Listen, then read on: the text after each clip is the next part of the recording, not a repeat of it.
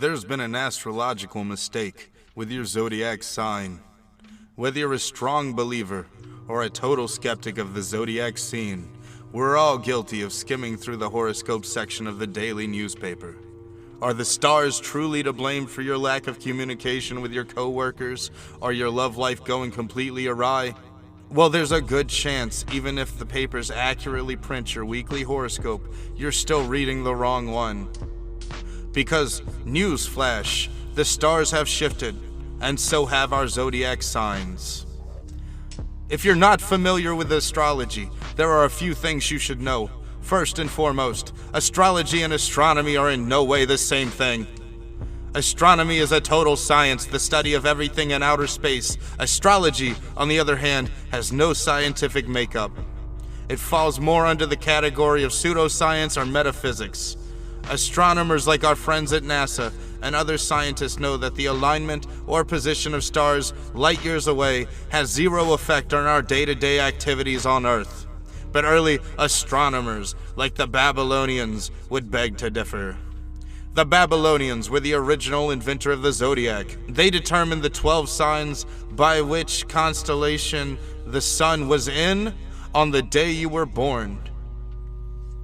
As the sun traveled through the sky over the course of 1 year, it spent about 1 month in each constellation. The signs were named after their corresponding constellations, and their dates were based on the apparent relationship between their placement in the sky and the sun. Contrary to all of their daily observations and star-reading abilities, ancient astronomers still did not fully understand how Earth, the sun, and the stars moved. And as it seems, they totally took the easy way out when creating the zodiac circle.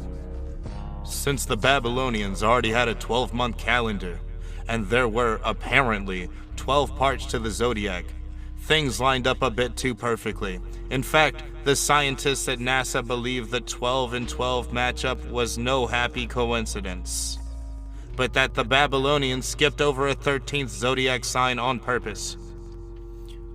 Approximately 3,000 years ago, the sky spelled out Aries, Taurus, Gemini, Cancer, Leo, Virgo, Libra, Scorpio, Sagittarius, Capricorn, Aquarius, and Pisces for the Babylonians. But besides the 12 familiar constellations, the sun also aligned with a constellation named Ophiuchus for about 18 days each year. Yes, the Babylonians knew about Ophiuchus, and yes, they left it out of the lineup on purpose. What's more, they also failed to note that the sun doesn't spend an equal amount of time lined up with each constellation. None of them fit neatly into a 1-month period, because the constellations are different sizes and shapes. The sun spends varying lengths of time in line with each one. Take Virgo, for example. The sun aligns with its constellation for 45 days. On the contrary, it points to Scorpius for only 7 days. Something doesn't quite add up here, so NASA did the real math 3,000 years later, locating and explaining the validity behind the 13th missing sign. When the Babylonians first invented the 12 signs of zodiac, a birthday between about July 23rd and August 22nd meant being born under the constellation Leo. Since then, the sky has shifted because Earth's axis, North Pole, doesn't point in quite the same direction. For those avid horoscope readers, this information may totally tarnish your relationship to the stars and everything you thought you knew about being a strong Virgo or a harmonious Libra. And if you haven't heard, Mercury will shortly be in retrograde, so your astrological self is about to be thrown all out of whack. Now, just because modern-day astronomers have no scientific data to back up the associations of sun alignment to particular human activity, doesn't mean you have to throw all of your star-studded beliefs to the wayside. It has been centuries since the Babylonians gave us these astrological identities, and in those centuries it's safe to say that each sign has developed an extremely robust group of personality traits, myths, animals, colors, and associations. If your sign holds to its true colors, there's nothing wrong with sticking to your original Babylonian assignment.